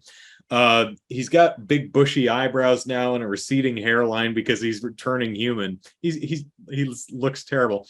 And, oh, look, Harold, someone left their doll in the elevator. Well, better leave it there. They'll come back for him later. And she walks out and looks at him and goes, ugly doll. And the thing closing goes up, and he goes, fuck you. It's so good. As he goes up, and the elevator goes in, he's like, fuck you. That was literally the one moment Jeremy was like, I remember that part. And there's another great, really artistic cinema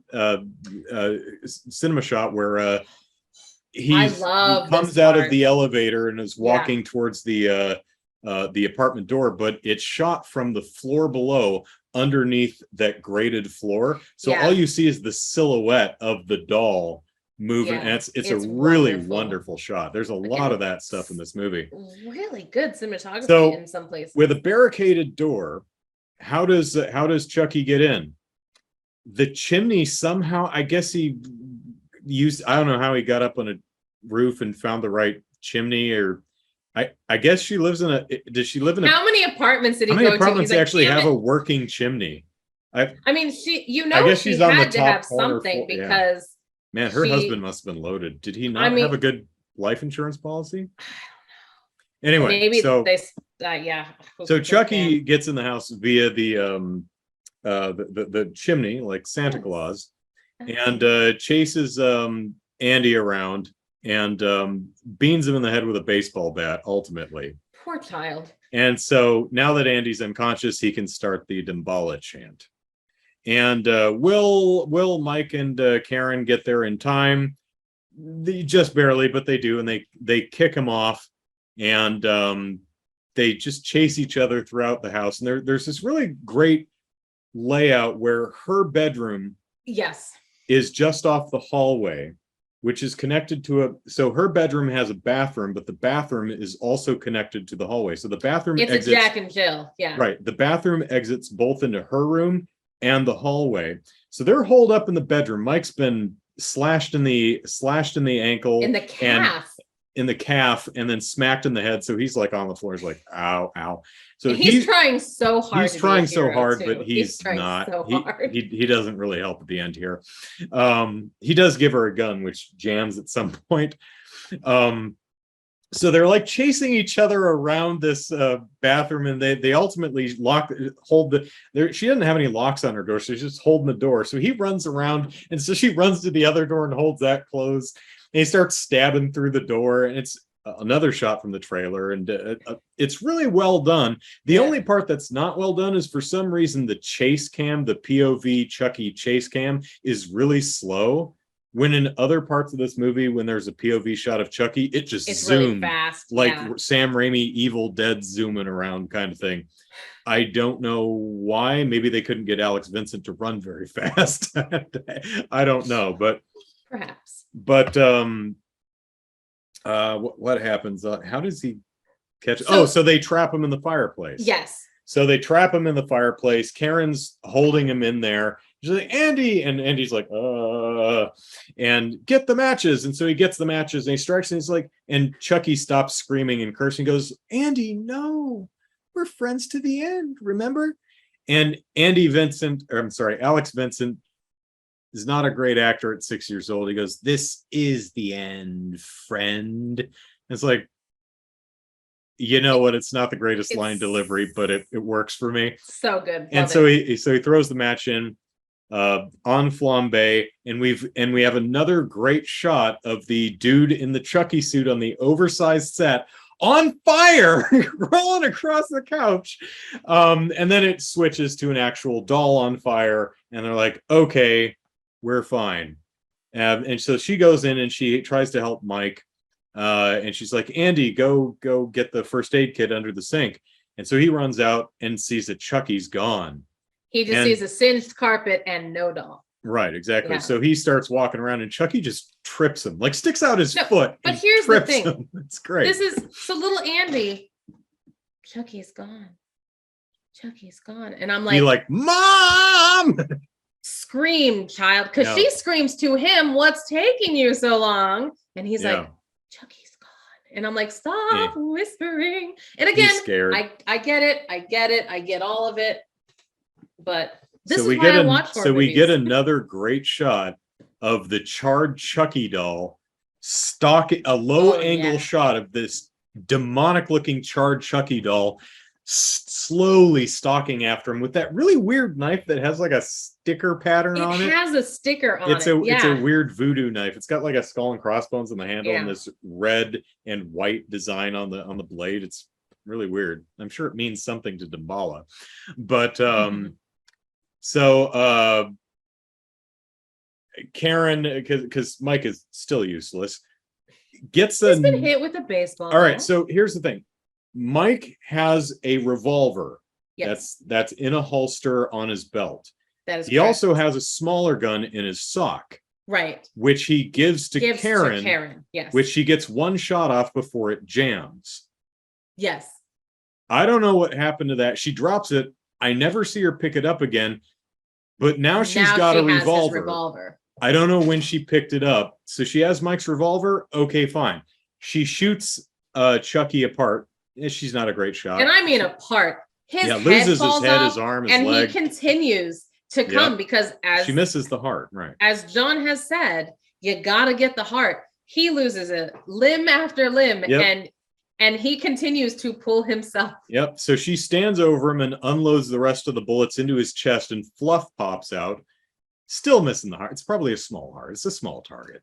Okay, so finally stops moving. Okay, now we're good. So now we go into the room. We're helping Mike. Best part of the movie.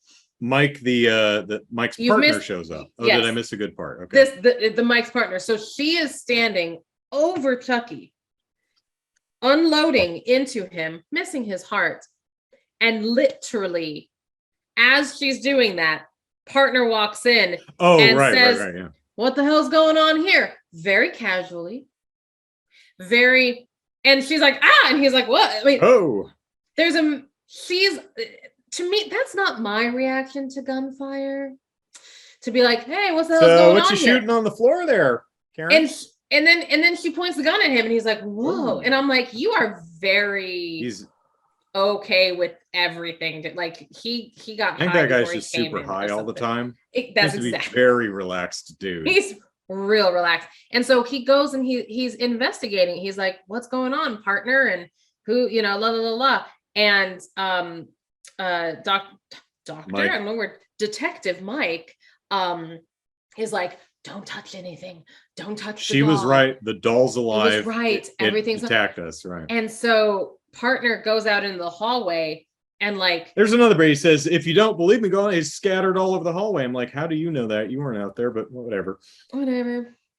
I have very good ears. I could hear his pieces. Well, and that's scattering. Another thing. Like, I don't care if you believe it or not.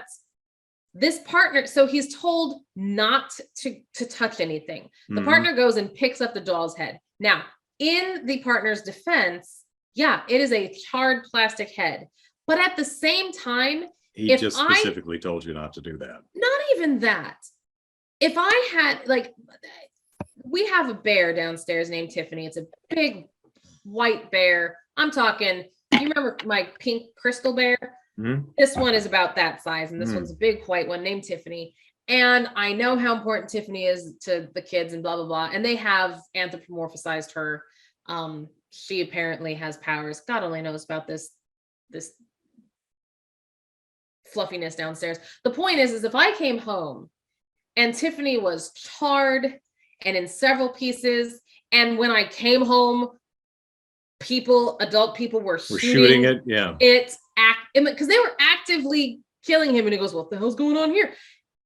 I might be like, you know what, I'm either gonna sit this one out, or I'm gonna let you all. I'm just gonna sit here and wait to hear, because I'm not touching. Like, this would concern me. I wouldn't just look at this charred doll that has been mutilated and think, again, I get it. I totally get that your first inclination is not to be like, "Oh, I guess the doll was alive." Okay. But there's obviously something going on here that now your partner's telling you it was alive, and he so believed it that he slaughtered a toy. Or well, she did. Or she did. But the detective corroborates it. That's a tough word. Corroborated. There it is. That's how you pronounce it. Anyways, so that's just me, but I get it. It's fine. It is a so he brings the head in to the room. He goes out in the hallway, brings the charred head in, and sets it down and like leans next to it, kind of like, this charred piece of plastic is what you're scared of, you crackers. Ninnies. Sorry, that was very derogatory. I didn't mean to. I didn't even hear what you said, but it's all right. I was putting myself in his shoes. I still shouldn't say it. The point is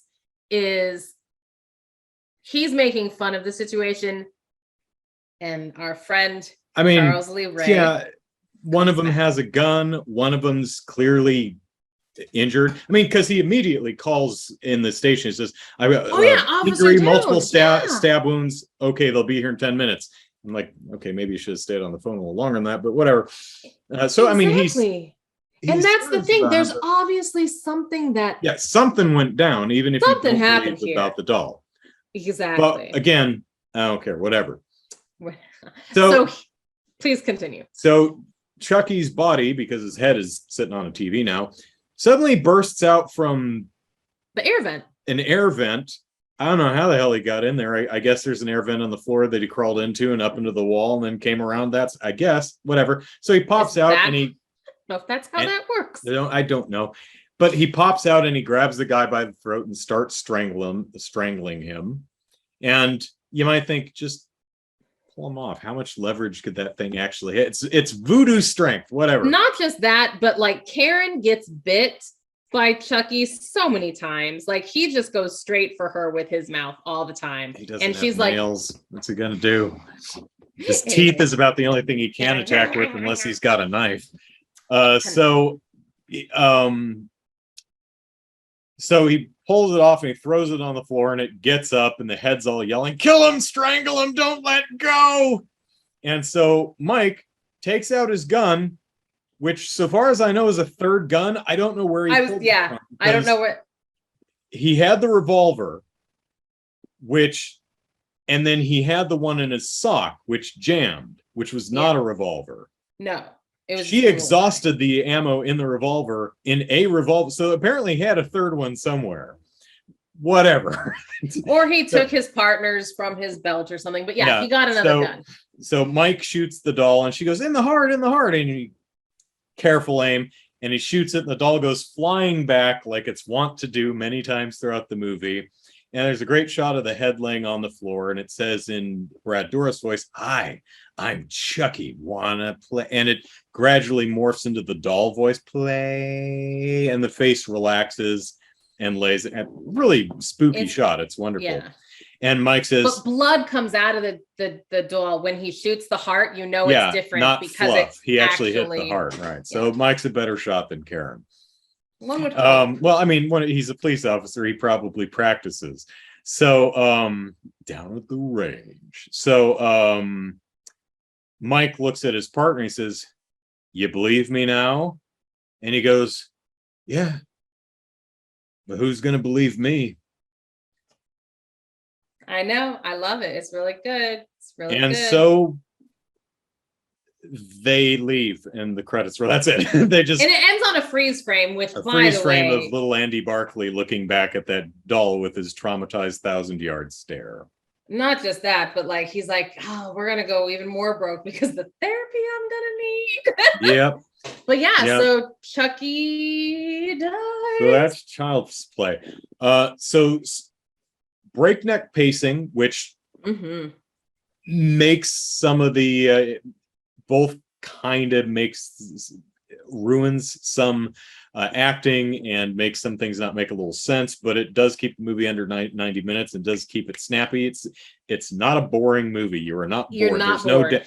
Except for the montage, the train montage, there's no downtime in this movie. It's just Chucky's there in 20 minutes. It's great. Some of the dialogue a little weak. Most of the performances are just fine. Maybe a little on the soap opera side, but I think that's a function of the way the dialogue's written. The effects are for 1988 are absolutely amazing. On balance, wonderful work. With effects wise. The design is great. I love how there isn't just a doll and a final stage Chucky. There's like 4 different versions. There's a progression as he becomes more human, which is cool. Yes, absolutely. Interestingly, the music is mostly kind of atmospheric. There is a theme, but it's relegated mostly to the credits. I think Chucky could use a theme. There's a great one in the sequel that they don't use again until at least the marketing for the television series that aired late last year or early this year, whenever that was. I think it could use a good theme, but the ambient sounds that they were using That is so for most true of the because track in like this I movie are can fine. hear, I mean, everyone knows Halloween. Mhm. You know, everyone knows that theme. Freddy has the theme. Freddy, dun, dun, dun, dun, dun, dun, dun, dun, dun, dun, right, and then Yeah. for Yeah. Jason, So it's like, it's for very Halloween. Yeah, true. Chucky really deserves his own. I like what He's they I like what they do in the sequel. okay. They I just don't. don't use it again. I don't believe. That's interesting. I'll have to. I haven't seen the sequel again. I mean, it's been 30 years since I've seen this one. For heaven's sakes. Interestingly, while there's numerous things you could do, this movie, as far as I could tell, has no theme or moral. There's no real, but this is what the movie's really saying kind of thing. No, it's just a killer doll movie. And I mean, I guess you could say, if you're attacked by the supernatural, deal with it yourself because no one will ever believe you. Unless you can show it to them, no one's going to believe you. There's the moral. I guess there's the moral, the thematic point of the film. Fix it yourself. No one's going to do it. But if there's anything more than that to Child's Play, it has eluded me for over 30 years. You know, and that's why I chose this one, because we talked about / Happy Halloween as a theme. And I just thought to myself, this one has nothing shoehorned in. It's just a scary ass. It's just a killer doll movie. It's a fast-paced killer doll movie. There's no mystery. No, you know, it's not. Is the doll alive? You know, the doll's alive. The doll's alive in 20 minutes. It's, you know, interestingly, not particularly gory. There's blood, but it's not particularly gory. There's very little they needed to cut for the USA on TV version. I think only 4 people die in the movie, including Charles Lee Ray. So Charles Lee Ray gets gunned down and kind of blown up at the beginning of the movie. And then Charles Lee Ray comes back as Chucky and blows up Eddie Caputo, fries the doctor. Oh, no. And he kills John. Aunt Maggie. Oh, and throws Aunt Maggie out the window. Aunt Maggie, then Eddie, then the doctor. And then Voodoo John. Voodoo John. Yeah, I guess that is only 5. But he is a strangler. 5 including him. So, and who knows how many before the movie started. Right. But yeah, they'd up the body count in later sequels. Well, good. You better. That's what a sequel is for. Dang it. Yep. But I was very happy to revisit this one. It's one of my longtime favorites. Oh, good. I'm so excited. And I was happy to revisit it too. So that's exciting. Well, hey, we did it. We did it. And that's the end of / Happy Halloween. So what are we doing next month? So let's see here. Next month is November. And in November is quintessential 80s month. And we're going to start with Andrew. We're going to start with your mandated movie.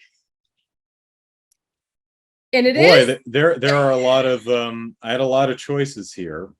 But yes, it's a decade long. Yes, but I decided that instead of picking a movie from the 1980s, that I'd pick a movie that was actually made in, I think, it's not actually about the 80s. It was made in 2015, but it's an 80s pastiche.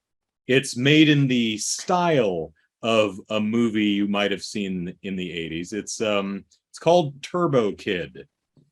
And it's from 2015, you said? Yeah, it's an amalgam of a lot of different genres, but primarily the kind of post-apocalyptic.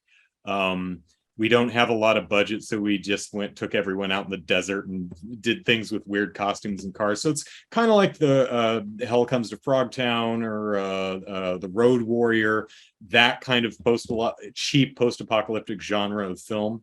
But it has a lot of other 80s influences too. So I think it does a nice job of quintessentialifying the 80s. Okay, that works. Quintessentialifying the 80s. All right, well, I look forward to it. And where can I watch this, brother? Voodoo, Tubi, Crackle. So a lot of places. Good, a lot of good. it's free on a couple different services with ads, or you can get it on Nice. rent it on Amazon and such. I like it. One I actually don't own on DVD. So Oh, so we don't get any back of the box. it next used time. to, yeah, it used to be streaming on Shudder, but it's since left the service. So All right. Well, we have 2 weeks, so that's your homework, everyone. Turbo Kid from 2015. And until then, you can watch Movie Mandates on YouTube or listen to it in a podcast form on iTunes. I'm Kelly, and you can follow me on Twitter. I'm at Get Isengard, GITEISENGARD, because I love Lord of the Rings. And I finally get that. Huh. Are you kidding me? I seriously was always wondering what the hell that handle was. I figured it was just so people can't find you on social media that easily.